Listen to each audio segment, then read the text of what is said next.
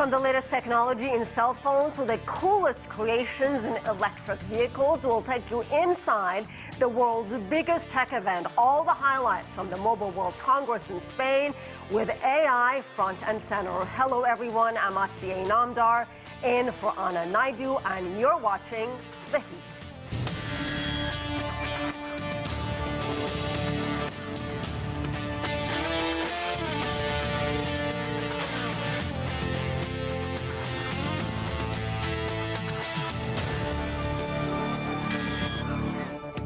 Bendable phones, see-through laptops, a groundbreaking app that will start your car by you just looking at your phone, all on display at the Mobile World Congress in Barcelona. We begin with this report from Ken Brown. The Mobile World Congress, delivering every techie's dream. Artificial intelligence has been center stage this year, and you can expect this AI assistant greeting you at reception at your next hotel getaway. Or need a trusty digital doggo? This friendly AI pet cyber dog from China's Xiaomi can entertain you and even help operate home appliances. The tech giant has also seen growth opportunities on 4 wheels and showcased this beauty, the SU7 Max electric car that goes 800 kilometers on a single charge. How about cool wearables from phone to fashion accessories by Motorola, which belongs to Lenovo? We're seeing a lot of China-EU collaborations too, like this one that has brought Italian coffee to the streets of Shenzhen. Lattes by a robot barista. It's incredible this year. Officially, the number says that there are about more than 300 exhibitors from China, Chinese company. It's unthinkable to think about World Mobile Congress without Chinese company. Will not be World Mobile Congress. This year's crowd pleaser was none other than Ameka, the world's most advanced humanoid robot. She can speak 21 languages and has an answer for everything. Just don't ask her what she eats. What is the funniest question that I have been asked in Barcelona? I have been asked if I like to eat microchips. Yes, is the answer.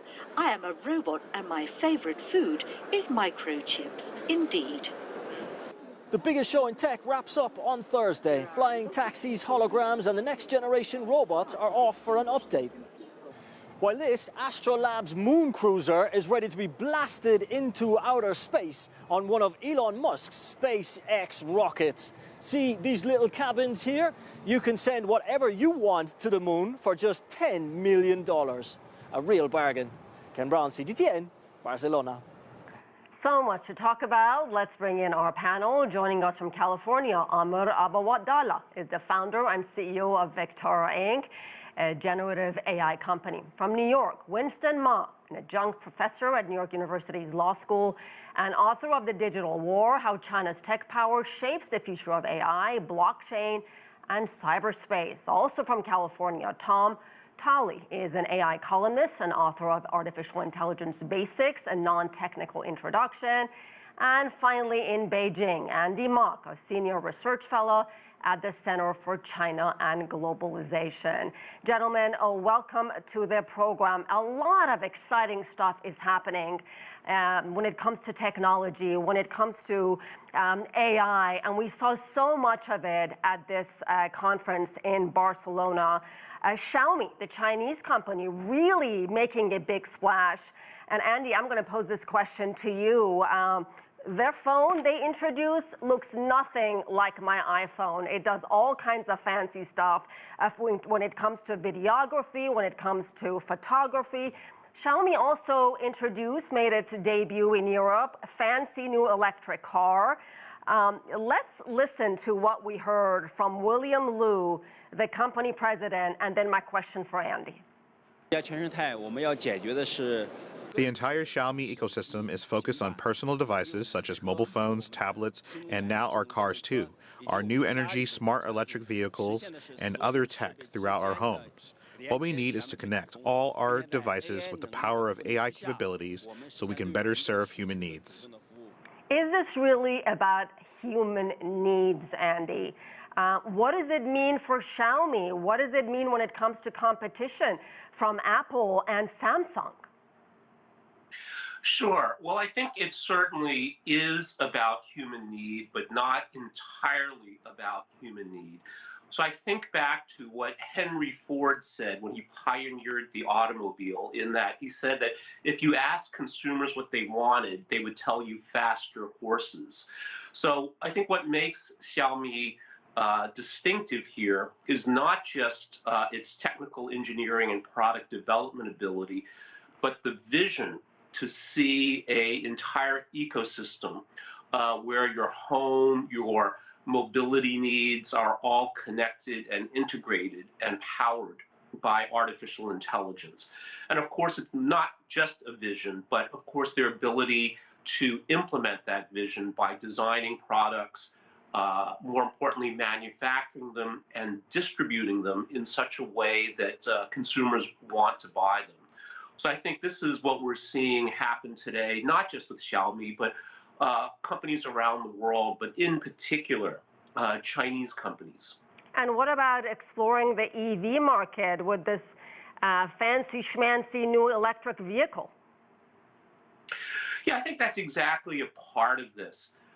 So I think what Xiaomi has done is articulated a very comprehensive vision, acted on that vision, but it starts with really understanding the consumer. And again, we can think about the difference between consumer wants, which again, to use the Henry Ford example, they might say, I want a faster horse. But what they really need is an effective transportation or mobility solution. So I think the big winners here, whether it'll be Xiaomi, whether it's Apple, whether it's some other company, is their ability to effectively identify innate human needs, whether that's for mobility, whether that's for nutrition, whether that's for companionship, and implement that in this new age of artificial intelligence, where we have to remember that artificial intelligence here is not just generative AI, which the world is all talking about today, but things like computer vision, like AI-powered robotics, where artificial intelligence can understand real-world cause and effects. What happens if you push on a particular object at a certain velocity with certain force, et cetera. And this is, I think, what makes this such an exciting time, and what we're seeing powering so many of these exciting innovations at MWC this year. You know, another company that's causing a lot of excitement is another Chinese company, Honor. It has developed an eye-tracking AI function. I'm going to use my good old iPhone here. So basically, I take my phone, I look at whatever the app on my phone, and it can actually move the vehicle. It can start the engine. It can go backwards, forwards. I mean, you name it. So Amr, let me turn to you. This is certainly exciting. Yes, we all know it. But why? Why do we need something like that?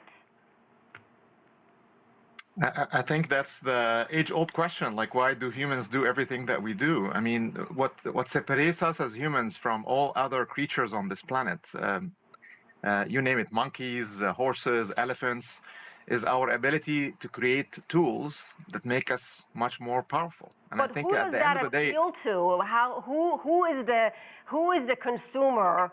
Obviously, people with a lot of money who would want to, instead of clicking from far and opening their door, they want to actually start their car and use their vision on an app. I mean, okay, maybe I'm just really old-fashioned, but is this really necessary is what I'm asking.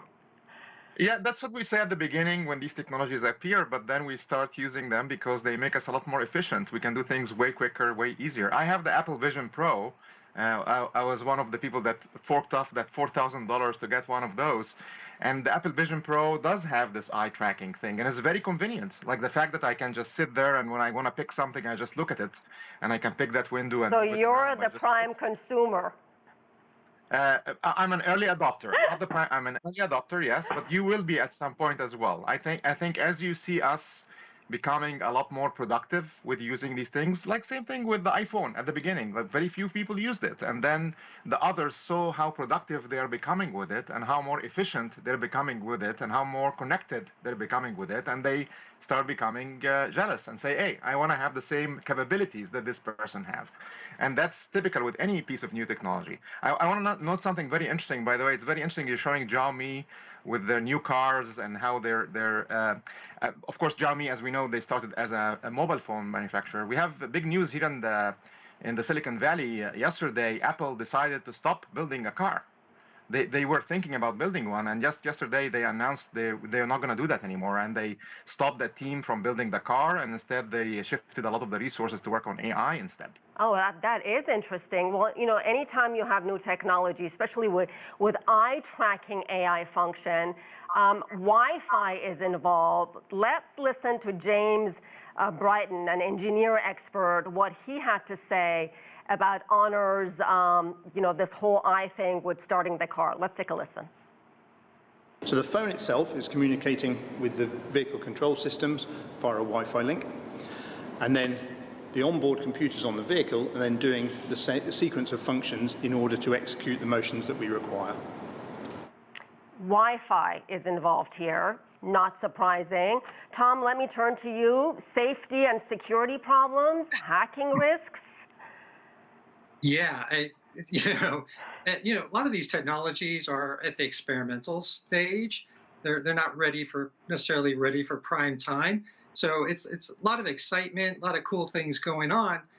But when it comes to actually using these in real life situations, it can get dicey. And we've already saw that this week past week with Google with their Gemini system, which was drawing images that offended some people, and Google had to stop it. And that's not a security risk, but that just shows that when you have technology and it's new and it's emerging, and it's based on technology we don't necessarily completely understand, it can go off the rails, especially when we go and make it mainstream or take it mainstream too quickly. And yes, when it comes to my eyeballs or my body, and those are kinds of things that are kind of very personal to me. So it goes way beyond your name or social security number that's been stolen. So yes, I think a lot of these issues need to be worked out, but I think we're moving so fast, we really haven't paid enough attention to these issues, and it's going to come back to haunt some of these companies. And in terms of challenges of regulating AI, what does the future of AI regulation even look like? And I'm going to pose that question to Winston. Oh, thank you. Yeah, I'm the only law school professor here, right? So, what we have seen is that China has been at the frontier of AI regulation, and it's a natural evolution from China's regulation last year relating to the metaverse. Right?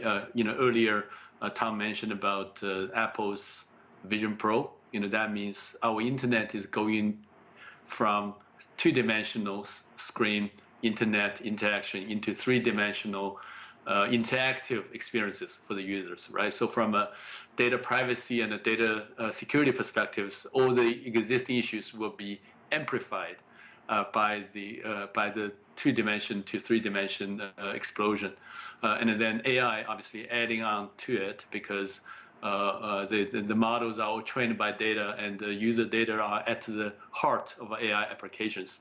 So therefore, AI regulation probably will start with data regulation, privacy and security, and then it will go into a higher level of regulation relating to human preferences and human values and human ethics. But Winston, who decides who's going to do this? I mean, who decides what should be policed, who should be policed, how, by whom?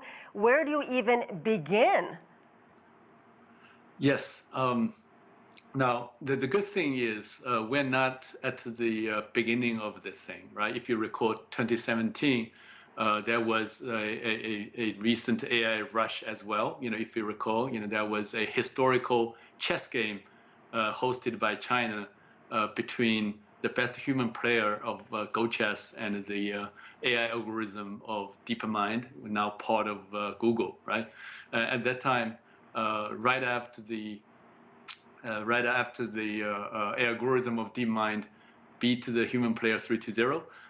There was a shock to the internet community as well, and then the global stakeholders have started that conversation already. You know, the governments, think tanks, forums, obviously academics, right? We already had that conversation, and this time I think it's because of generated AI. And the big difference of generative AI is that it may scale far more quickly, so the issue becomes a lot more acute, right? But you know, like the global stakeholders, the global community has started the conversation several years ago. So now it's just kind of a time to accelerate that conversation, and then to develop a more consensus, you know, across governments, forums, academics, and other interested parties. Amr, I see you shaking your head.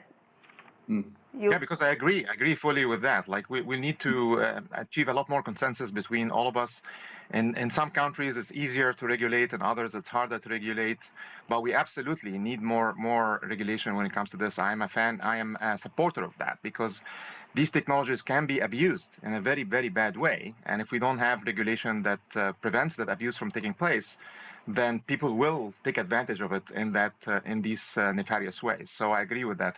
That said, I was also smiling because if you look at the next things coming, what we have right now, yes, we're at the beginning. They're very simple stuff, but the chips that go in our brains are happening right now. There's many companies in China working on chips that go inside of our brains. So instead of your cell phone in your hand, your cell phone is in there.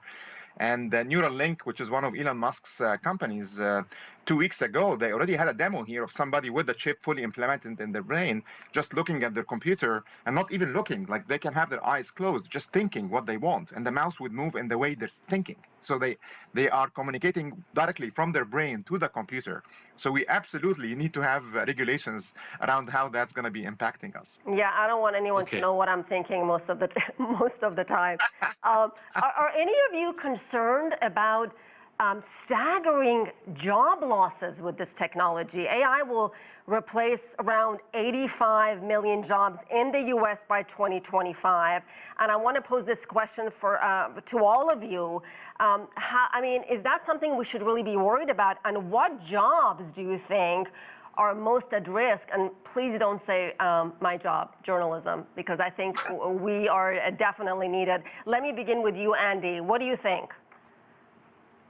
Well, I think this certainly is part of a broader issue of regulation. And I think Winston makes some great points here from a legal perspective. But I would like to add that all of these questions, disruption to jobs, privacy, et cetera, are all inherently political questions as to who will be the winners and who will be the losers.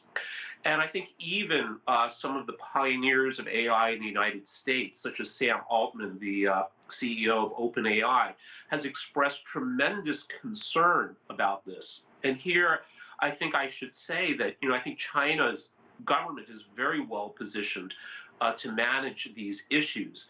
And this issue includes what happens if AI does end up replacing many jobs. The more optimistic view is that it will make jobs better, and AI will act as a co-pilot, not to replace someone, whether it's a journalist, whether it's a scientist, whether it's a lawyer, but actually works to enhance that person's job. If we look at the history of technology, there's always a lot of fear, going back to the Luddites in England with the textile machines. But history has shown that it actually creates many more jobs than it destroys. But at the same time, there are real human costs. These do need to be mitigated. In any just and humane society, something must be done to protect the people who are negatively impacted. Tom, and then Winston, do you agree with what Andy had to say? To some extent, but I do think that, and I take it more from the standpoint of the United States, that we're usually not prepared for these things, whether it be regulation or changes in technology, because we have this ethos of just allowing things to happen, and the wild, wild west and laissez-faire, and let's just see where it goes. And I think that really helps with innovation, but it could have some adverse effects on society and people. And there was a story this week about a company called Klarna. They're a fintech company, I think based in Europe, and they've implemented OpenAI technology for their customer support function. And they found that it can handle just a very high percentage of what can be done by humans. And if there's one area I think that is a target for this technology is customer service, and those are millions of jobs across the world. So how those are replaced or where they go, I don't know, but there's no plans in the United States to handle that. And I do think that the technology is going to run a lot faster than our government can. Winston, does China have a plan for the potential job losses because of artificial intelligence? I think China does. Actually, it started years ago, right after the Wuzhen chess game, 2017. Yeah, because 2017, in connection with that shock to the community, China launched a series of policies. Obviously there was the industry policy to set the goal to essentially to say that China will become the global AI leader by 2030. So we will see, right? And then it puts a lot of government investments and research support into the industries. But at the same time, China also launched a big academic push, at 2017. Right after that, China started the plan to start to have 100 universities to have AI major, right? And that's a lot of kind of training, education effort, for the next generation. Now, of course, we have to deal with the existing generation, and for that, China probably has the most education type of driven culture. So you can be sure there will be a lot of training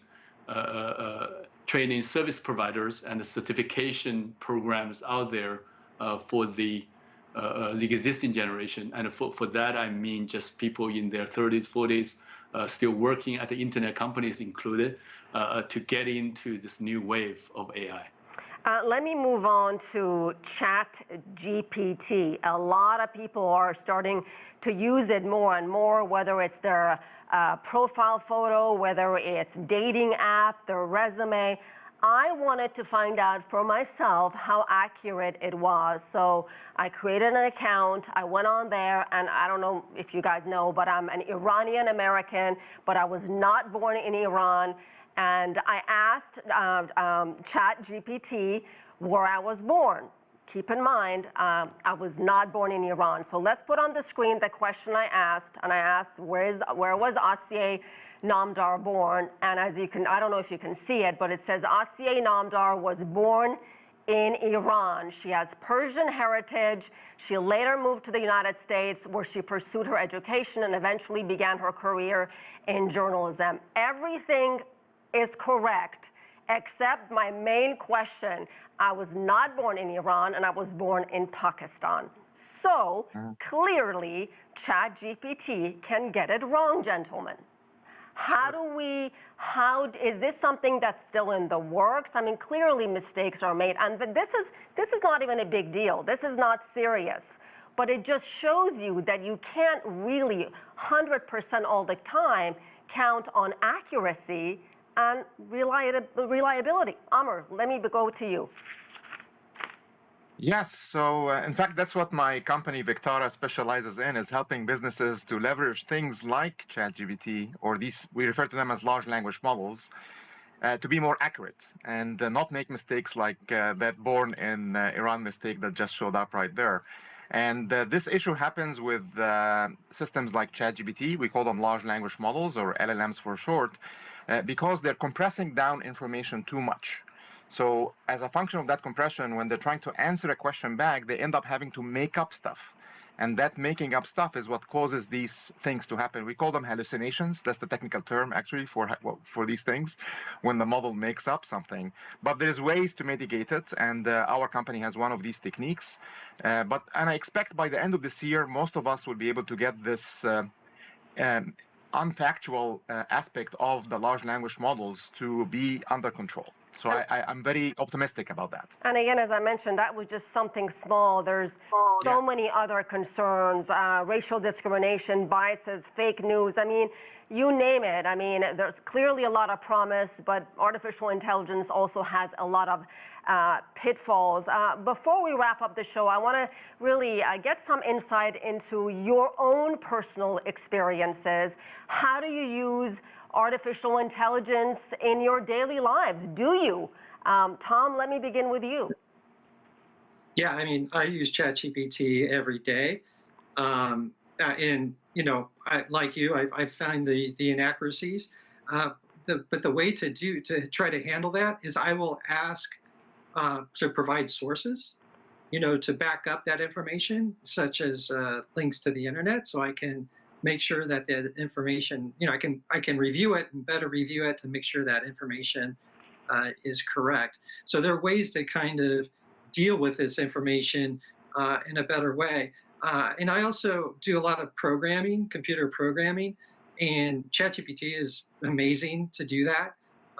You know, I can ask it to write JavaScript scripts or whatever, and Python scripts, and it does it. It's amazing. So there's a lot of things I use ChatGPT for, but you always have to review it and check it before you go ahead with whatever that information it provides you. Gentlemen, we're running out of time, but I want to get to all of you. Andy, what about you? Sure. Well, very briefly, I do use all sorts of AI models, ChatGPT, Perplexity, Gemini, the alphabet one, Chinese ones as well. I think of them as a substitute, and if you think of it as a substitute to a research assistant,